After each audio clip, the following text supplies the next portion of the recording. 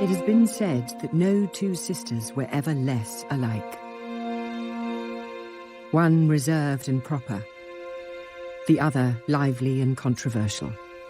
One the anchor of a commonwealth of nations, the other a figure searching for purpose in life.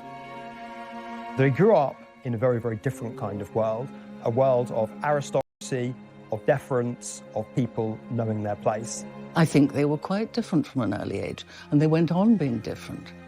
I think they were both very sound people, both very committed in their different ways. I suppose that the Queen had so much more responsibility on her shoulders, and Princess Margaret didn't have those things to think about, so carved a different path through life.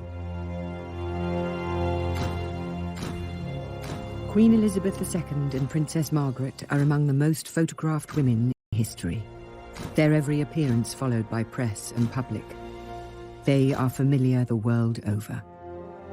But what of the real women behind the show and splendour? Beyond the balcony and cheering crowds, beyond the crown itself. Elizabeth is really both an embodiment of the old England that she grew up in and the new, fast-changing modern world that she increasingly adapted to. The Queen always thought of her sister as an enigma. It's always very difficult to work out with Princess Margaret which half of her you're talking about, the royal half or the rather dashing half. There's a huge affection between them that survives the ups and downs of their individual life.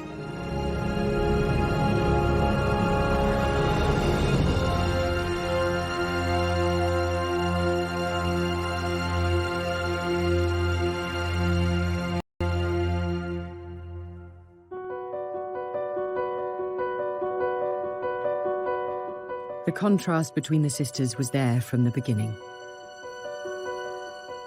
Elizabeth was born in the placid surroundings of London's Mayfair on the 21st of April 1926.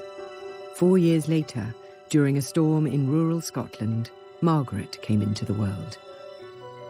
Their parents were the Duke and Duchess of York, Albert and Elizabeth.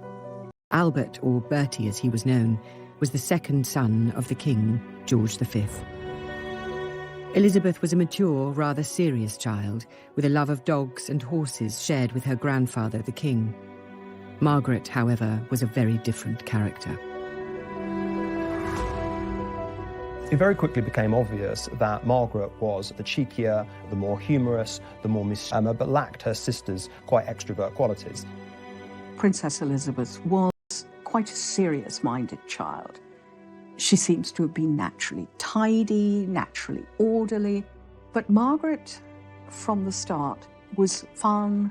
She was vivacious. She was never corrected by her father, so she was something of a wild child. She was very precocious and got away with an awful lot. The Duke of York was used to say, Lilibet is my pride and Margaret is my joy.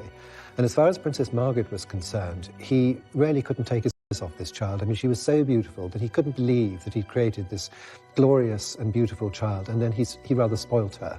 The princess's public life began early, and here we see her during a Scottish holiday, arriving with a family party at a Highland gathering. Neither girl was prepared for the lives they were to lead. As two daughters of a second-born prince, Elizabeth and Margaret had no expectations of being thrust into the international spotlight.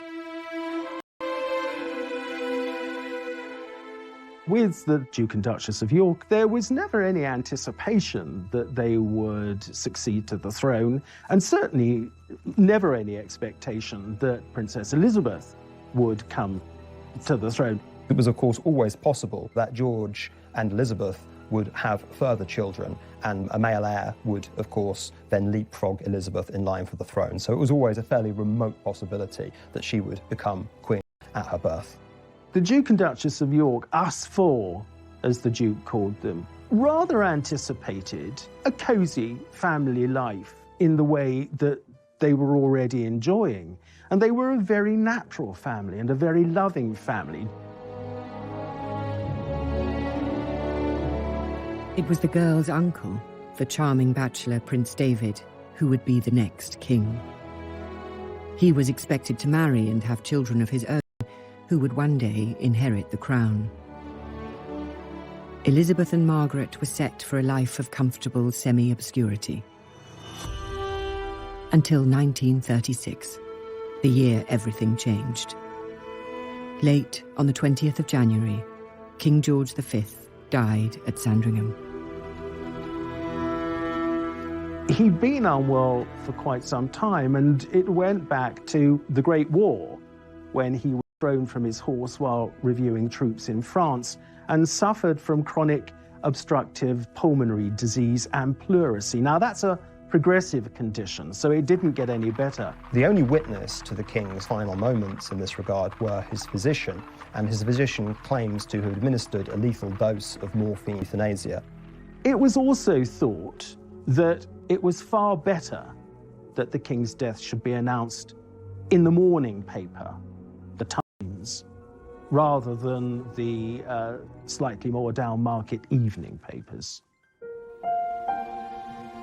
Elizabeth and Margaret's uncle David was proclaimed king and became Edward VIII. But the new monarch had never wanted the crown. Indeed, he was terrified by the idea. There was another complication.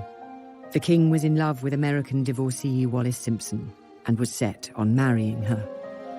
The wider British establishment, however, was far from taken with the idea. Wallis Simpson was loose, irreverent, dashing, very much symbolised that kind of New World glamour, which endeared her very greatly to Edward, but did not endear her to the remainder of the family. Wallis had been twice divorced, and that was unheard of in the British monarchy and in those social circles. And so that was a reason for not liking her. He very much didn't really want to be king. He may not have even been able to voice that, but unless he was even stupider than I think he was, he must have realised that nobody was going to accept a woman as queen with two husbands living. That was the problem. The secular head of state is also the supreme governor of the Church of England. He was about to go through a coronation ceremony that is very similar to the kind of consecration that a priest goes through. Anointed with holy oil, with water, it's a dedication. For such a clear hypocritical breach to exist as him marrying a divorcee would, especially in the context of these times, have been wholly unacceptable. I don't think he took at all well to being monarch. I think he didn't have the patience for it. His own grasp of detail, particularly in regards to the empire, particularly in regards to the industrial disputes which were enveloping the country, really left quite a lot to be desired. Indeed, it is said that George V predicted, rather darkly, that if Edward became king, he'd ruin himself within a year. A constitutional crisis was gripping Britain. The public were unaware, the press was muzzled, and the king's affair kept secret. Finally, unable to renounce the woman he loved, the king gave up his crown. On December the 11th, 1936, Edward abdicated. He had been king less than a year. It was a shock. It was seen, I think, popularly as a dereliction of duty.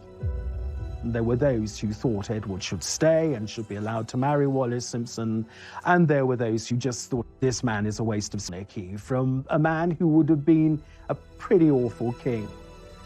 A crowd gathered outside Bertie's house in Piccadilly. The new king's family had moved out of their home into the vast and cold magnificence of Buckingham Palace. The lives of Elizabeth and Margaret were transformed. Elizabeth was now next in line to the throne. The training for her future role began at once.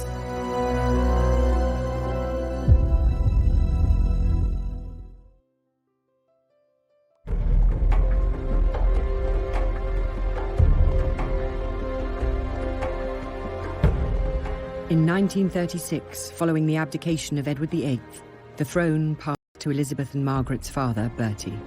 He became George VI. On the 12th of May 1937, he was crowned at Westminster Abbey. George was wholly unprepared for being king. He himself said that it was like a lamb being led to the slaughter. There was an established convention of not using first Christian name, but using middle names to rule under, and he chose George simply because within the Hanoverian tradition there had already been 5 Georges, and of course, the previous monarch was called George II, and he wanted very much to embody stability after the chaos and confusion of the abdication crisis. The Duke of York realised that he might have to step forward and become king without having had any experience at all of state papers, any of the training that his brother had had. He went in absolutely cold.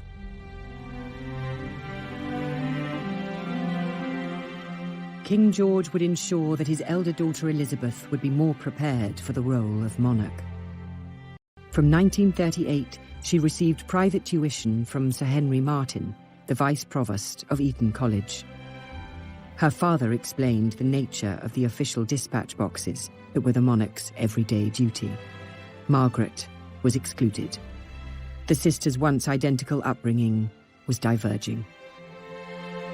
That expectation of being well educated does not extend to Margaret, who continues to be educated as a well-mannered, accomplished girl who was expected to go on and marry.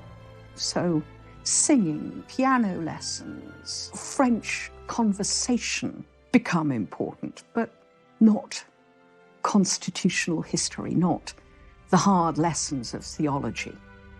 They were still loving sisters with the same bond that they always shared. This was a very definitive event which exacerbated early tendencies that the girls may have already had, Elizabeth to duty and Margaret to institutional decision-making. Beyond the girls' classrooms, the world was in crisis. The aggression of Nazi Germany had sparked a new conflict in Europe. It was suggested that Elizabeth and Margaret be evacuated for their own safety. They weren't moved overseas simply because it was thought very important to send the right kind of message, to send the message that the royal family was not running from the threat of Nazi Germany and everyone would very much remain in post. The king needed the Queen to be with him. She wasn't going to leave, and the daughters weren't going to leave. They were all basically going to stay together. And it was actually a very powerful message. The images that were coming out of Germany were all sort of nasty pictures of people stomping around in black uniforms and raising their arms and shouting.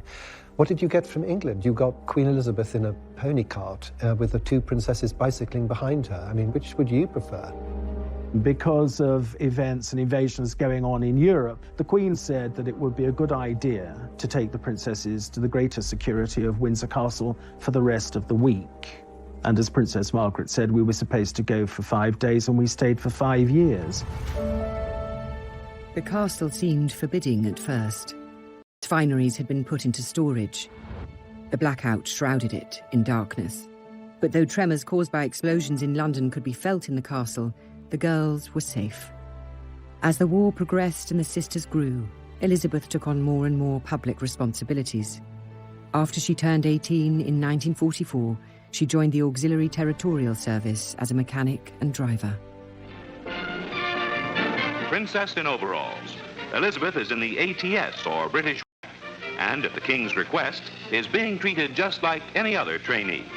Now visited by her parents and sister Margaret Rose at a training station in southern England, she shows them she knows a fan belt from a spark plug all right and isn't afraid to get her hands dirty. The Women's Auxiliary Army Corps and the ATS were much more for ordinary girls. And so I think it was intended to send a message that the royal family was not so different. They were not elitist in an unpleasant way. Elizabeth learned how to drive an ambulance, learned how to be a mechanic, indeed even learned how to fire a revolver. These were, of course, propagandistic tokens, but nonetheless, a pretty young princess chipping in with the war effort was definitely designed to boost national morale. I think it was very, very much appreciated by the public and by her. She loved it. She loved just up her street. While the war brought her closer to the public gaze, it also brought her love. And for this sensible, pragmatic girl, her choice was unexpected. In July of 1939, when the Queen was just 13 years of age, she inspected a Royal Naval College at Dartmouth, and one of the young officers she was introduced to was this dashing, handsome Prince Philip. I think it is fairly plain that the extremely good-looking, extremely charming, extremely glamorous Prince Philip caught the eye of Elizabeth, and that her jaw dropped. 3 years later, the couple spent Christmas together while Philip was on leave from the Navy. They then began exchanging frequent letters. But Elizabeth's parents, the King and Queen, did not approve. The king had his doubts about Philip. There was the feeling within the royal family that all of this was too much too soon. The thought of somebody coming and taking away his daughter at the young age of 21 wasn't, I suspect, totally appealing, as it wouldn't have been maybe to many a father. We must remember that Elizabeth set her eyes on him for the first time at the age of 13, and there was an acknowledgement, even then when people generally got married a great deal earlier than now, that this might just simply be a girlhood crush that would blow over.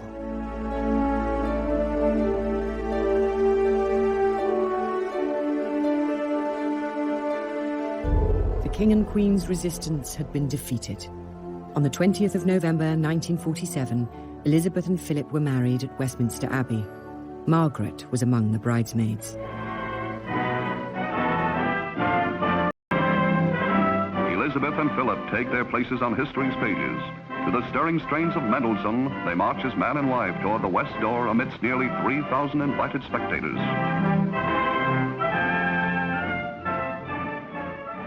The wedding itself was a very grand affair, a deliberately grand affair against this backdrop of austerity. Rationing was still on, if anything slightly more severe.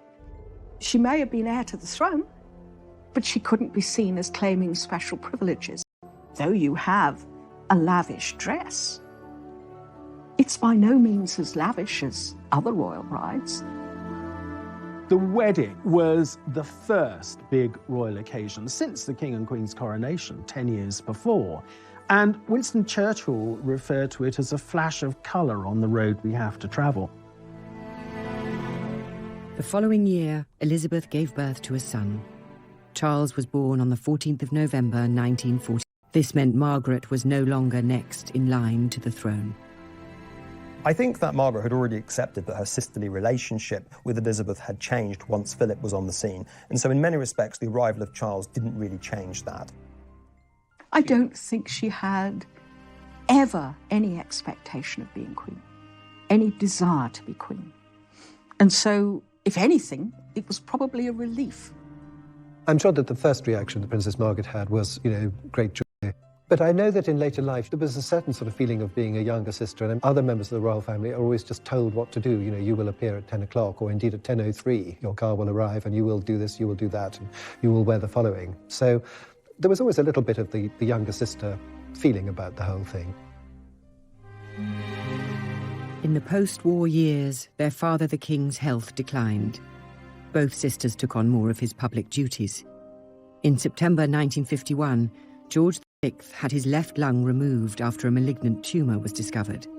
The King was not told he had cancer, and the disease was not beaten. On the morning of February the 6th, 1952, the King died. He was just 56. Elizabeth was in Kenya when her father died, on an early rest stop in a planned tour to Australia. Elizabeth was always thought of by the King as being his protégé. Margaret was always thought of as being his pet, his light relief. And so when he passed away, both girls felt sad. Elizabeth felt sadness, then was overwhelmed by duty. For Princess Margaret, it was absolutely awful. She had lost a father that absolutely adored her, and she had no role whatsoever. Elizabeth had left Britain as a princess.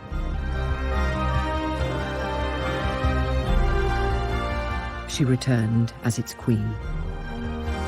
But what did the future hold for Margaret?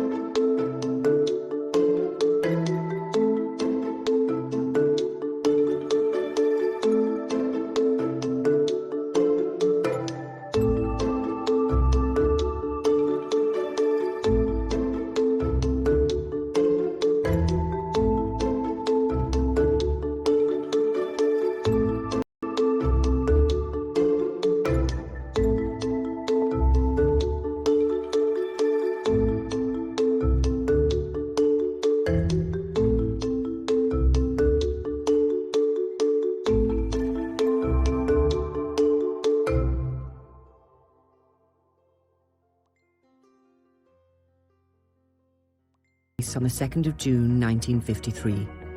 It was a lavish affair. Westminster Abbey had been closed for months as preparations took place, and on the day itself, millions thronged the streets of London.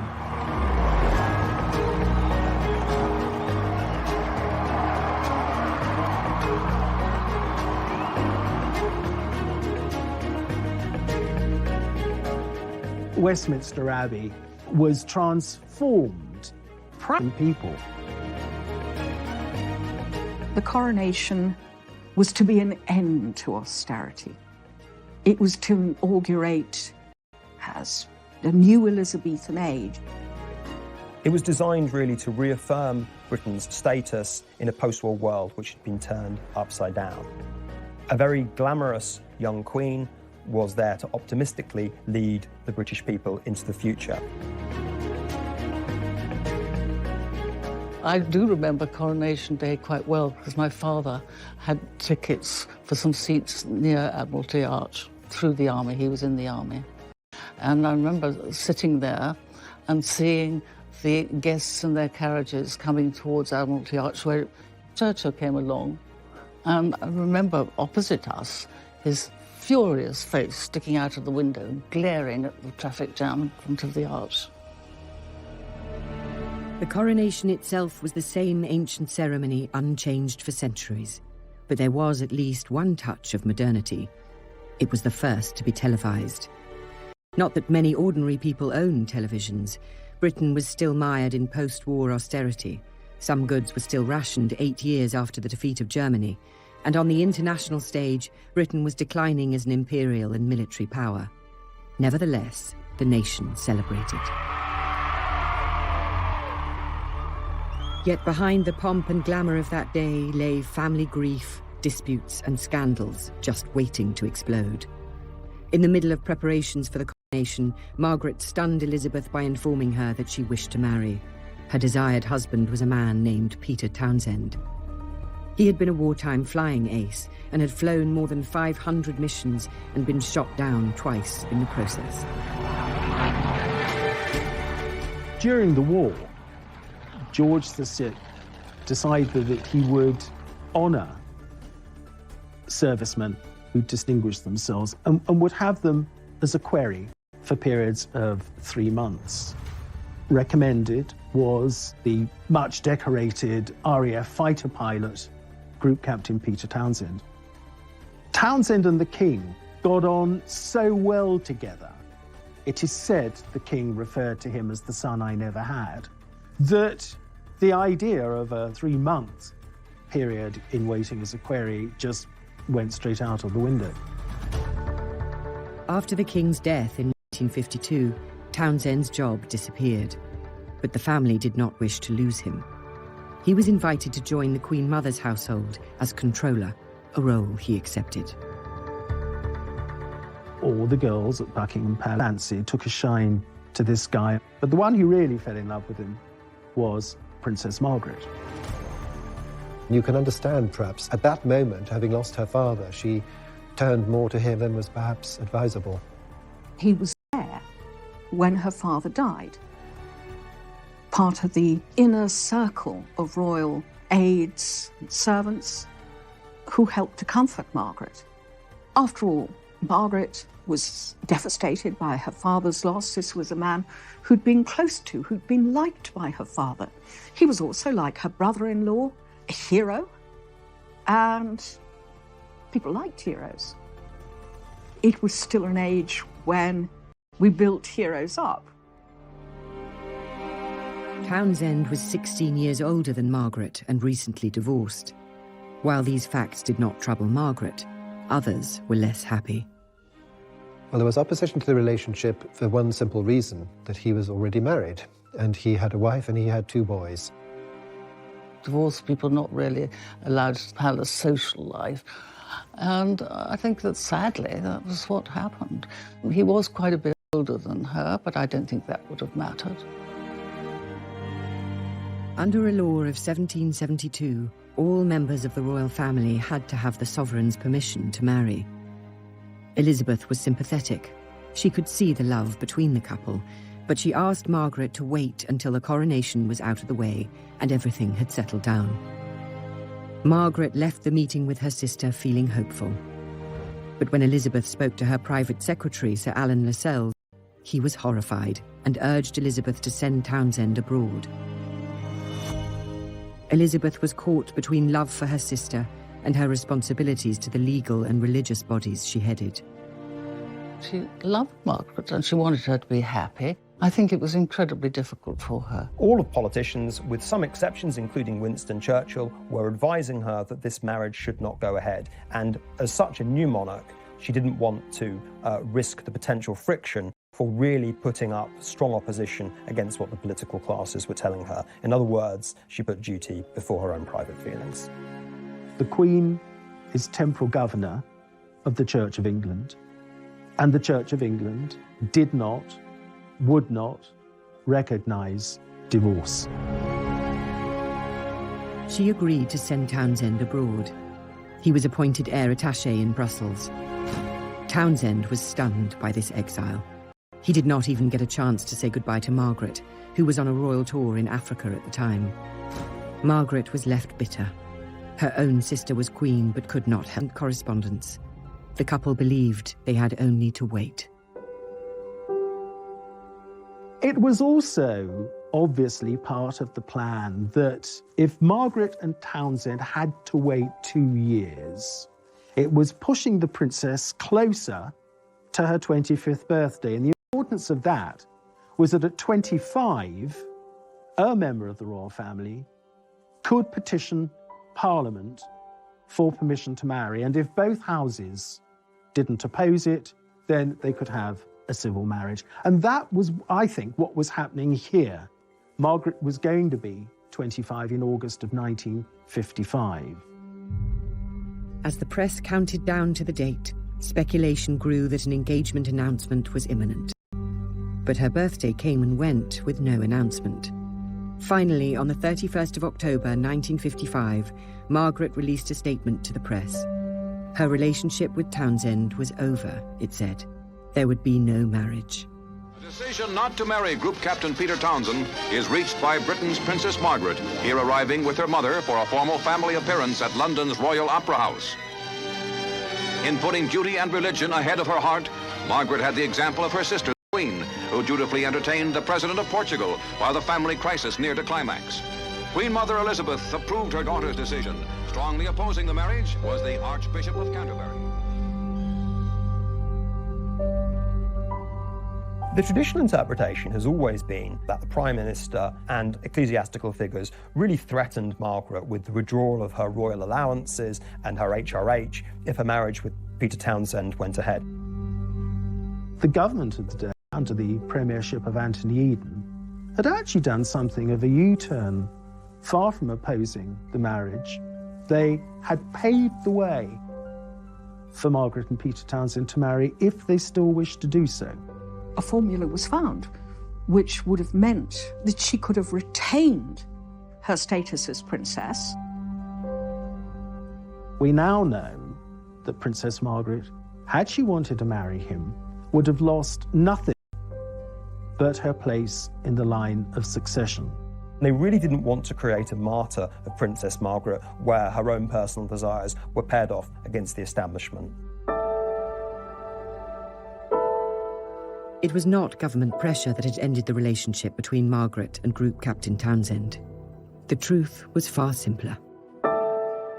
Contained in the files released by the National Archives is a letter that Princess Margaret wrote in private and in secret to, and only by seeing him that I can properly decide whether I want to marry him or not. The crunch is obviously that she had decided, and he also, no doubt, had decided that their love was no longer strong enough for them to marry. If Elizabeth hoped her sister would find someone more suitable, she would be disappointed.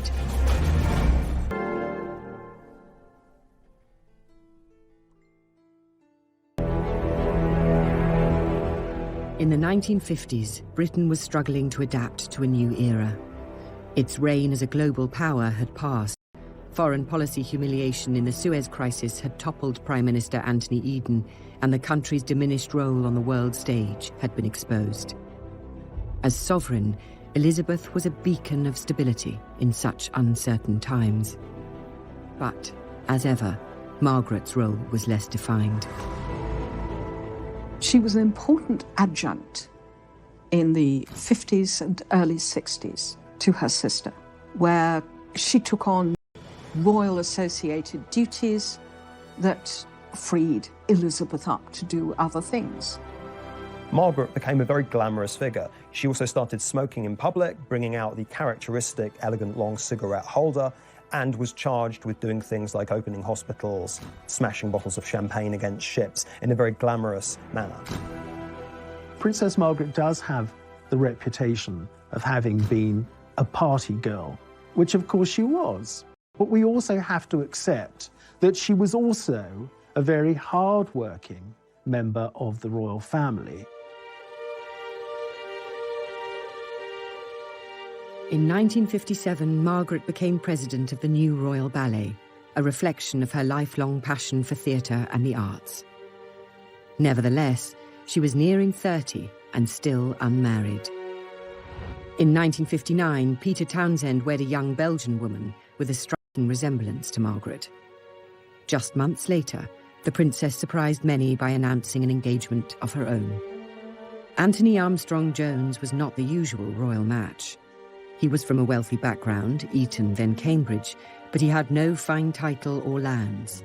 He was a photographer. Margaret was really enjoying the fruits of some of the major social changes starting to appear in this company. Lady Elizabeth Cavendish gave a dinner party in February 1958, which Tony Armstrong-Jones was one of the guests. And Princess Margaret had never met him before. I think the influence of Anthony Armstrong-Jones was really to introduce her to normality. She was smuggled on the back of a motorcycle, disguised in a headscarf and dark glasses, to Armstrong-Jones' rented flat in Rotherhithe Street. The princess said that it was the most romantic setting, and this was their bolt hole. It had a bay window overlooking the Thames. You looked to the right, and there were the docks, and you looked to the left, and there was a bend in the river, and you saw Tower Bridge and St Paul's Cathedral beyond it, and at high tide, she said, swans would look in. Their relationship was kept secret, so the country was stunned in February 1960 when Princess Margaret's engagement to the photographer was announced. Their wedding was in Westminster Abbey on the 6th of May 1960. It was the first royal wedding to be broadcast on television. Millions tuned in around the world. I think as a sister, Elizabeth was very happy that Margaret had been able to find a man she loved. I think as Queen, even though Armstrong-Jones was not ideal, was not a society man at all, he was, given Margaret's status as a rebel, really about the best that they could hope for.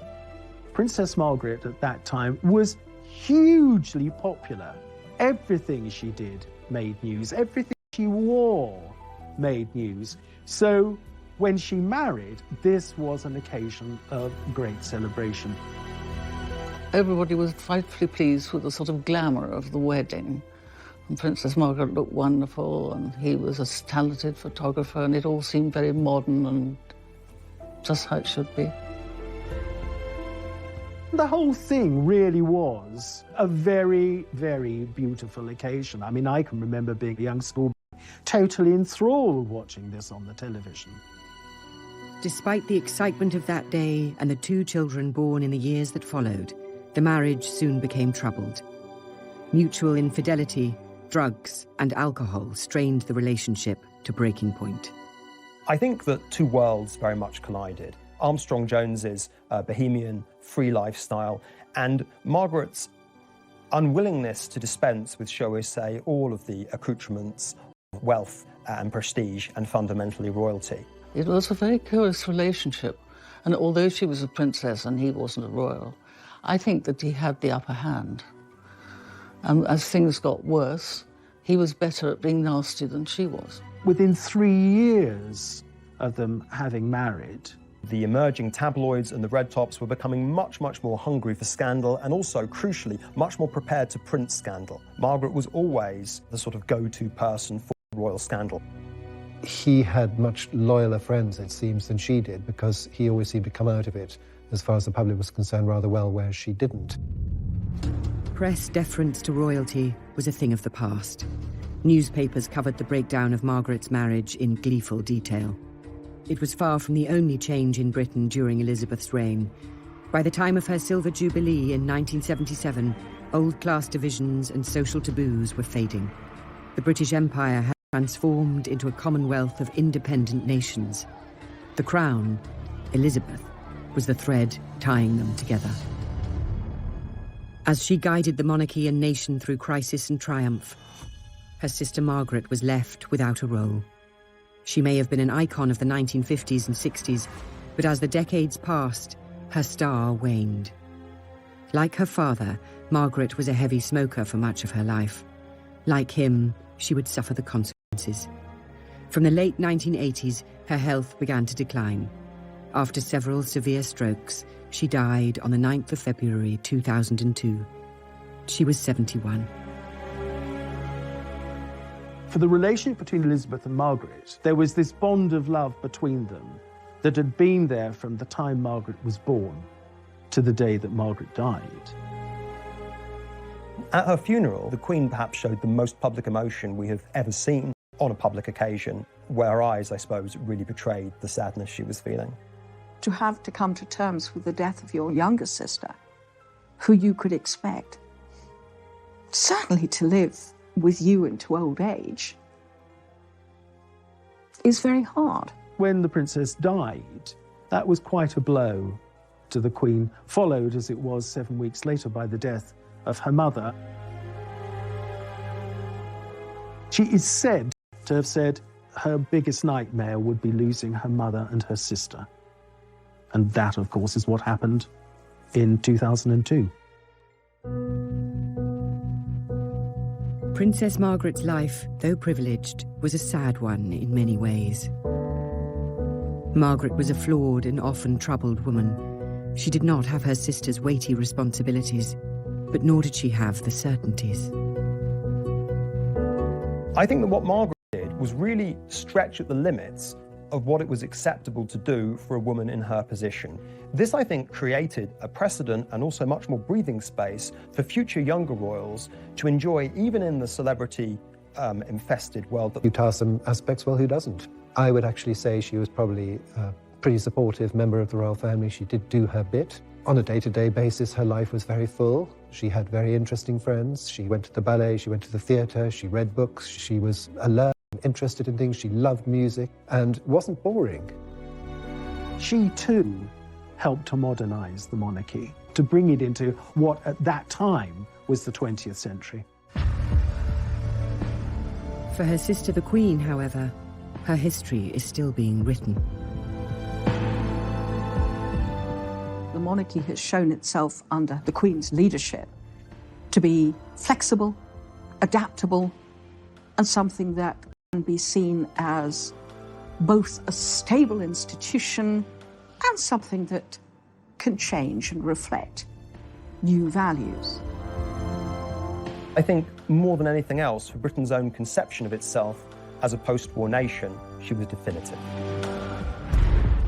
She has been criticised, her family have been deeply criticised, and by just being herself and keeping going and being straightforward, it's absolutely paid off.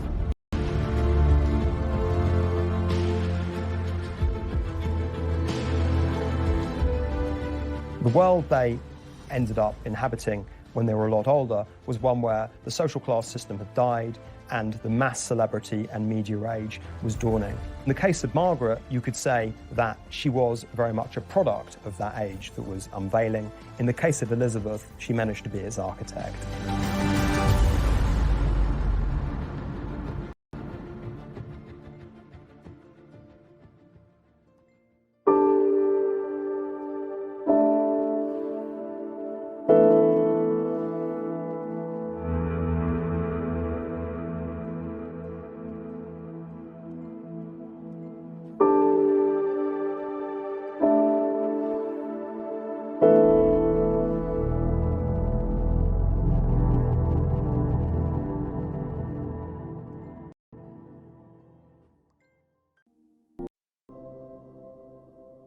particularly in regards to the empire, particularly in regards to the industrial disputes which were enveloping the country, really left quite a lot to be desired. Indeed, it is said that George V predicted, rather darkly, that if Edward became king, he'd ruin himself within a year.